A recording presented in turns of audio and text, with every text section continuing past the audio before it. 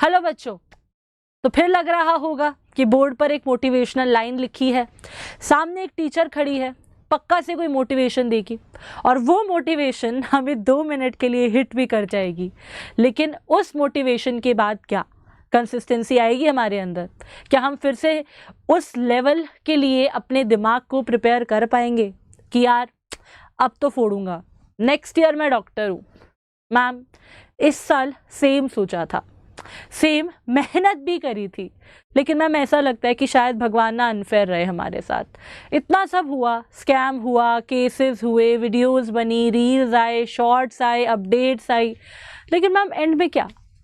मैं तो हार गया ना मैम। मैंने तो सोचा था कि इस टाइम मैं मेरी काउंसलिंग के थ्रू एक मेडिकल कॉलेज ले चुका हूँगा, राइट, और वहाँ जाने के लिए कुछ शॉपिंग कर रहा हूँगा या फिर मम्मी को बोल रहा हूँगा कि मम्मा ये चीज़ें सामान में डाल देना, मुझे कॉलेज में ज़रूरत पड़ेगी। लेकिन मैम अभी भी मैं बस यही सोच रहा हूँ कि नेक्स्ट ईयर ये हो पाएगा कि नहीं हो पाएगा।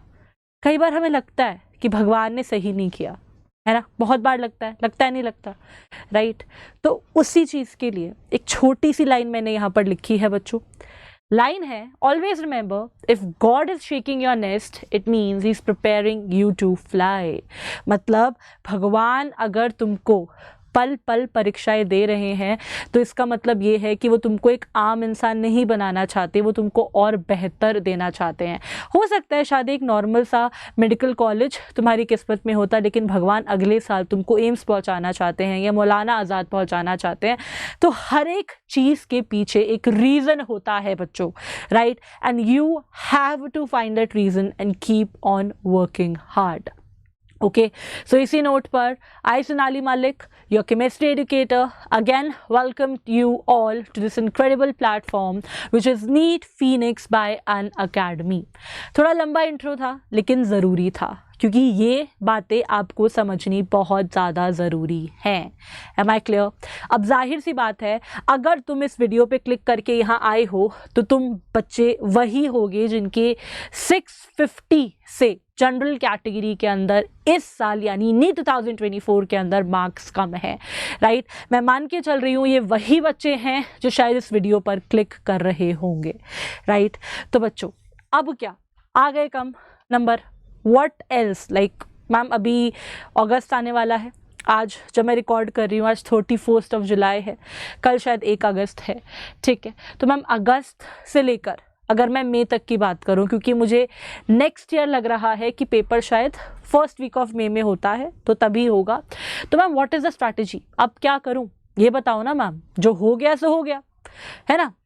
अब पछताए हुई क्या जब चिड़िया चुग गई खेत। अब तो जो होना था सो हो गया। What now we can do ma'am? अपनी इस सिचुएशन से हम स्ट्रॉन्ग बन के कैसे निकल सकते हैं, या फिर हम अब क्या कर सकते हैं मैम, वो बताओ, बिकॉज हमें वो मैटर करता है, राइट?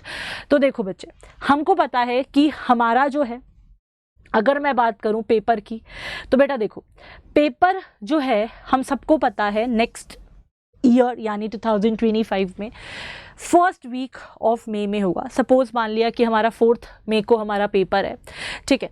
तो अब हमारा चल रहा है बेटा, कल जो है अगस्त चालू होने वाला है, तो अगस्त, सितंबर, अक्टूबर, नवंबर, दिसंबर, ठीक है? जनवरी, फरवरी, मार्च, अप्रैल, मई के 4 दिन मैं काउंट नहीं कर रही, तो कुल मिला के मेरे पास 5 + 4 बोले तो कितने हैं? 9 महीने हैं, ठीक है? I have total of 9 months. पढ़ना क्या है मुझे पढ़ने हैं 3 सब्जेक्ट नीट क्वालिफाई करने के लिए, physics, chemistry and biology. Botany और जोलॉजी जो है मैं दोनों सेम ही मान के चल रही हूँ, बायोलॉजी, ठीक है? अब यहाँ पर मैम टोटल अगर मैं इन सारे सब्जेक्ट्स में चैप्टर काउंट करूँ तो कितने हैं मैम? 72 चैप्टर्स हैं मैम, बहुत ज़्यादा है।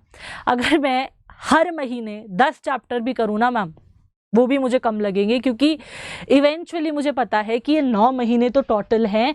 इन 9 महीनों में से मैम मुझे 7 महीने में कम से कम अपना सिलेबस रिवाइज करना पड़ेगा, ठीक है? तभी जो है मैं लास्ट के 2 महीने में मैम 2 बार रिविजन कर पाऊँगा, राइट? रिविजन के साथ साथ मैम कोई अच्छी सी 3-4 टेस्ट सीरीज ज्वाइन करूंगा। टेस्ट सीरीज क्यों ज्वाइन करूंगा मैम? सिंपल सा लॉजिक है, इस साल बहुत सारे बच्चे ऐसे होंगे जो 500 से 600 के बीच में अटके होंगे, इसलिए नहीं कि उनको पेपर नहीं आता होगा, इसलिए क्योंकि उनकी एक्यूरेसी लेवल कम था, उनका टाइम मैनेजमेंट खराब था। अब ये सारी चीज़ें ठीक कैसे होती हैं? ये सारी चीज़ें बेटा practice of mock test and test series से ठीक होती है। इसलिए बोला जाता है कभी भी एक इंस्टीट्यूट की टेस्ट सीरीज मत ज्वाइन करो, हमेशा 2 से 3 इंस्टीट्यूट्स की टेस्ट सीरीज ज्वाइन करो। क्यों? क्योंकि बेटा हर एक इंस्टीट्यूट अपने बेस्ट ऑफ बेस्ट जो क्वेश्चंस होते हैं वो डालता है, और मार्केट में बहुत सारे रिपीटेड इंस्टीट्यूट्स हैं, मैं किसी का स्पेसिफिकली नाम नहीं ले रही, तुमको पता है, ठीक है, राइट। तो तुमको इनकी टेस्ट सीरीज ज्वाइन करनी है लास्ट के 2 महीने में, है ना। वहाँ पे भर भर के मॉक टेस्ट देने हैं, ठीक है, चैप्टर वाइज टेस्ट देने हैं, राइट। तो लास्ट के 2 महीने तो मैम हम इसी में ही रहेंगे अपने आप को एनालाइज करने में।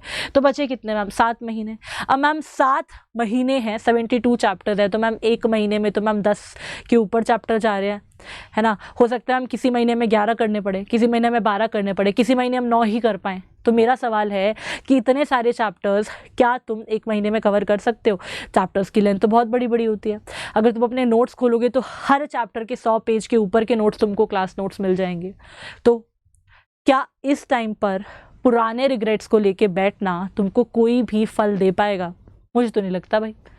मुझे लगता है द बेस्ट इज, कल 1 अगस्त है, एक नई शुरुआत है, खुद को एक प्रॉमिस करो, जो हो गया सो हो गया, अब मैं फिर से तैयार हूँ, एक नई ऊर्जा के साथ। मेरे अंदर इतनी सारी एनर्जी है ना इस टाइम पर कि मैं कुछ भी कर सकता हूँ, और कल मैं एक नई शुरुआत करूँगा, चाहे कुछ भी हो जाए। Am I clear everyone? ठीक है, राइट, फाइन। चलो, अब इतना सोच लिया कि कल से मुझे स्टार्ट लेना है, कल से मुझे शुरुआत करनी है। I have to start it from 1 August, ये मेरा टाइम है। सोच लिया। अच्छा, अब क्या करना है मैम? सबसे पहली बात, अगर एक योद्धा को हथियार की नॉलेज नहीं होगी तो वो युद्ध नहीं लड़ पाएगा। सिंपल सा लॉजिक है, राइट। तो मैम अगर मुझे सिलेबस नहीं पता, मैं तैयारी नहीं कर पाऊंगा या मैं नहीं कर पाऊंगी। सिंपल सी बात है बेटा, कोई रॉकेट साइंस मैंने यहाँ नहीं बोली। लेकिन मैम अभी तक तो मैम एनटीए पर ही इतने मुकदमे चल रहे हैं, हमें तो यही नहीं पता कि अगले साल एनटीए ही पेपर बना रहा है, या सुप्रीम कोर्ट, या फिर हमारी जितनी भी टेस्टिंग एजेंसीज हैं वो किसी और को जो है निर्देश देंगी कि तुम पेपर सेट करो। हो सकता है वो एजेंसी आए और हमारा नीट का सिलेबस इफेक्ट कर दे। बट बेटा देखो, अभी के लिए तुम क्या कर सकते हो? अभी के लिए तुमको एनएमसी की साइट पता है सबको, है ना। एवरीवन यू नो एनएमसी की साइट, ठीक है जी, आप सबको पता है एनएमसी की site. This is www.nmc.org.in, right. इस पर क्लिक करोगे तुमको बहुत आसानी से जो है लास्ट ईयर जो हमारा सिलेबस था, जिसमें 25% सिलेबस रिड्यूस हुआ था तीनों सब्जेक्ट्स में मिला के, अप्रॉक्सीमेट 20%, 25%, 20-25% अप्रॉक्सीमेट, ठीक है। तो तुम उसी को फॉलो करो, मत पढ़ो किसी भी चक्कर में कि भाई नया अपडेट आ गया तो। यार तुम्हारे पास टाइम है सोचने का? नहीं है ना। चैप्टर्स बढ़ेंगे ही, कम तो नहीं होने वाले, ऑलरेडी बहुत कम हो चुके हैं। और ये चीज़ एनटीए को भी समझ आ चुकी है, या जो भी टेस्टिंग एजेंसी अब बनेगी या उनमें ऑफिशियल्स नहीं भरे जाएंगे, या जो भी निर्णय होगा दैट इज़ बाद की बात भाई। लेकिन इतना तो समझ में सबको आ गया है कि भाई सिलेबस कम था, इसीलिए बच्चों के लिए पेपर आसान हो गया, राइट। तो वो और चैप्टर्स ऐड ऑन कर सकते हैं, कम करने का कोई स्कोप नहीं है बेटा यहाँ पे, ठीक है। तो जितना पता है कि कंफर्म है उतना तो करो एटलीस्ट, राइट, ठीक है। चलो, पहली चीज सॉर्ट हो गई कि हम लास्ट ईयर का सिलेबस करने वाले हैं। फिर क्या मैम? फिर ये है कि मैम इस साल क्या करें मैम? अब तक तो हम क्या करते थे, जो हमारे 1 शॉट्स होते थे, क्रैश कोर्स होते थे, लास्ट में हर एक आजकल चैनल्स पे हमें मिल जाते हैं मैम, हम उनको देख लेते थे, तो उससे भी हमारी तैयारी हो जाती थी। लेकिन क्या मैम इस साल वो हमारे लिए सफिशिएंट होगा? बेटा पहले बता रही हूँ, इस साल पेपर आसान था और इतना बड़ा स्कैम हो गया। अगले साल जो भी टेस्टिंग एजेंसी आएगी वो अपने ऊपर इतनी बातें नहीं लेने वाली, राइट। वो एक स्टैंडर्डाइज्ड पेपर सेट करेगी, वो एक अच्छा पेपर सेट करेगी, ये बात दिमाग में डाल लो। It will be of a really good level. Am I clear? ठीक है। तो अब तुम सोच रहे हो कि छोटा छोटा थोड़ा थोड़ा पढ़ के 1 शॉट्स देख के नीट निकलने के दिन, बेटा अब गए। तुमको डिटेल स्टडी करनी पड़ेगी हर एक कॉन्सेप्ट की। Am I clear everyone? You have to do detail study. मैं अगेन बोल रही हूँ, ठीक है। अच्छा, इसके बाद मैम फिर क्या करें? देखो, इतना समझ में आ गया डिटेल में स्टडी करना है तो भैया बुक्स चाहिए, मॉड्यूल्स चाहिए। तो मैम कौन सी बुक्स पढ़ें? देख, तूने ड्रॉप लिया, तूने लास्ट ईयर एक बुक से पढ़ाई करी थी, एंड में आते आते तुझे वो बुक समझ में आ गई थी। कुछ बच्चों को पता चल गया था एनसीईआरटी और मॉड्यूल्स काफ़ी है हमारे इंस्टीट्यूट्स के, उन्होंने उसको फॉलो किया, बहुत अच्छे रिजल्ट आए। तुमको पता है कि तुमको अपनी एनसीईआरटी और अपनी जिस भी इंस्टीट्यूट से तुम पढ़ रहे हो उसकी मॉड्यूल को फॉलो करना है, तेरे को पता है, और तेरे को क्लास नोट्स पढ़ने हैं, तेरे को अच्छे से पता है ये चीज़, है ना? तेरे को पता है कि तेरा कितना मटीरियल है, तो फिक्स हो जा। प्लीज़ इधर उधर भटकना बंद कर। हो सकता है कुछ कॉन्सेप्ट एक बुक में अच्छा हो, कुछ कॉन्सेप्ट दूसरी बुक में अच्छा हो, लेकिन ये फ़र्क नहीं पड़ता कि तूने एक कॉन्सेप्ट को कितनी बुक से पढ़ा है। बेटा ये फर्क पड़ता है कि तूने उस कॉन्सेप्ट पे प्रैक्टिस कितनी करी है, ठीक है? तो ये चीज अब करनी बंद कर दे कि भाई तू भटके इधर उधर। फाइन, ओके, चलो। इसके बाद बेटा जी एक रूटीन होना बहुत ज़रूरी है, एक टाइम टेबल होना बहुत ज़रूरी है। अब बहुत सारे लोग बोलेंगे मैं तो कल 4 बजे उठूंगा, मैं तो कल 5 बजे उठूंगा। अरे please be realistic to yourself, please थोड़ा खुद से ना रियलिस्टिक हो जाओ भाई। मुझे ये समझ नहीं आ रहा कि किसको धोखा दे रहे हो यार। तुम्हें खुद को अच्छा फील कराना है, फील गुड करना है, 2 दिन उठ जाओ, तीसरे दिन नहीं उठ पाओगे। हो सकता है कुछ लोग मॉर्निंग पर्सन हो, उन्हें मॉर्निंग में उठ के पढ़ना पसंद हो, रात में जल्दी सोना पसंद हो, that's okay, that's your personal choice.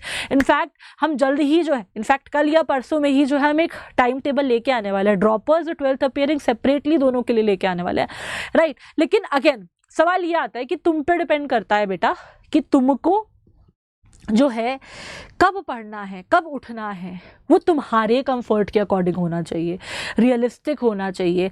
दिन में 10 घंटे पढ़, 8 घंटे पढ़, इनफ है, राइट? लेकिन उनको इतना इफेक्टिवली पढ़ कि भाई उसके बाद बाकी का दिन तेरे लिए हो, जिसमें तू सो पाए, खेल पाए, कुछ रिक्रिएशनल एक्टिविटी कर पाए, अपने मम्मी पापा से थोड़ी बात कर पाए, क्योंकि वही चीज़ तेरे को पॉजिटिविटी देने वाली है थ्रू आउट द ईयर। यार बहुत स्ट्रेस है, यही पॉजिटिविटी के कुछ पल है तेरी लाइफ में। Am I clear everyone? ठीक है जी, चलिए, तो ये बात अपने को क्लियर हो गई कि भाई किन चीज़ों को अपने दिमाग में रखना है। फाइन, अब लास्ट एक चीज़ जो हमें नहीं भूलनी है, कुछ इंपॉर्टेंट पॉइंट्स, ठीक है? इंपॉर्टेंट पॉइंट्स क्या हैं यार? देख, बहुत सारे बच्चे ऑनलाइन पढ़ते हैं, बहुत सारे बच्चे ऑफलाइन पढ़ते हैं।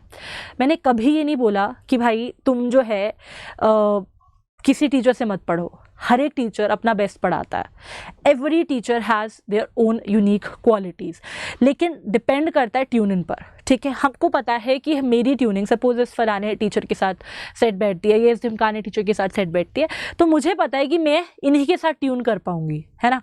तो वो तुमको पता है, तुमने लिटरली इतना छाना है ना इंटरनेट, और इतना छाना है ना इन ऑफलाइन कोचिंग्स को, कि अगर तुम लिस्ट बनाने लगो ना, तुम्हारे पास पेज कम पड़ जाए। तुमने इतने एक्सपेरिमेंट्स करे हैं खुद की लाइफ के साथ, ठीक है? तो तुमको एक टीचर को चूज करना पड़ेगा, और उस टीचर पे through out the year trust करना पड़ेगा। मैं नहीं बोल रही मेरे से ही पढ़ो बेटा, बहुत सारे टीचर्स हैं, बहुत अच्छे अच्छे टीचर्स हैं, ठीक है, राइट? मेरा कंटेंट यूट्यूब पे अवेलेबल है, देखो। किसी और का कंटेंट देखना है उसका देखो, लेकिन please choose that person through out your year, because वही तुम्हारी एक वाइब, एक ट्यून सेट कर देगा।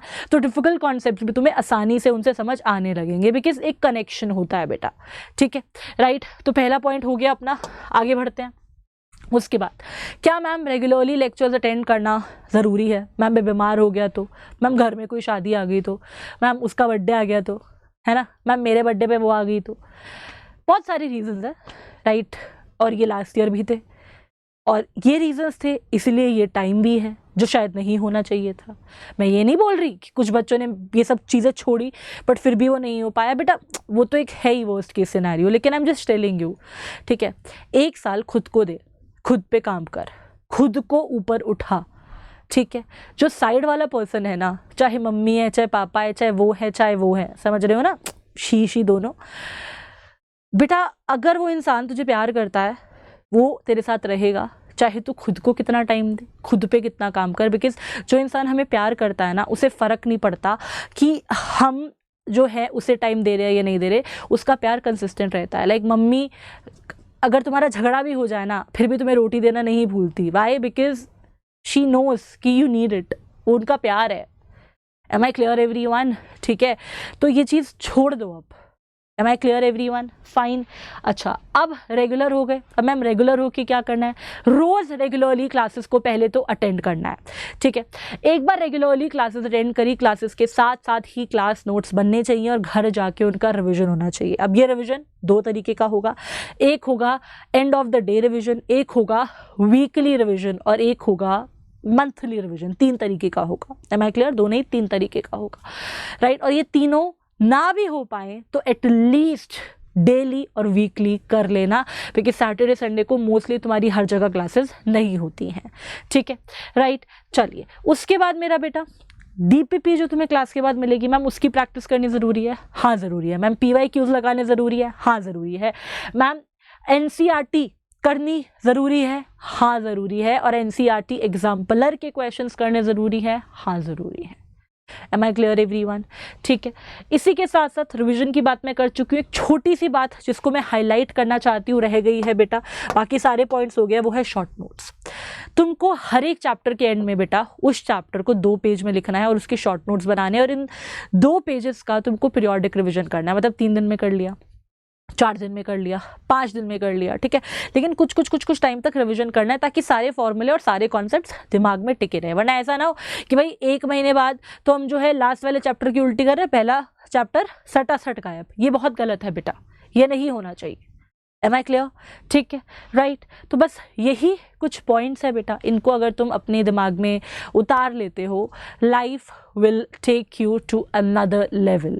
ठीक है जी, राइट। अब बिल्कुल अपने आप को प्रिपेयर कर लो, एकांत में बैठो, ठीक है, पेशेंट हो जाओ, राइट। खुद को 10 मिनट मेडिटेट करके एकदम बिल्कुल एम्पटी माइंड रख के उस 10 मिनट के बाद दिमाग में बस एक चीज़ 11 बार तुमको बोलनी है, कल से मेरी एक नई शुरुआत है और अब की बार मैं फोड़ दूंगा।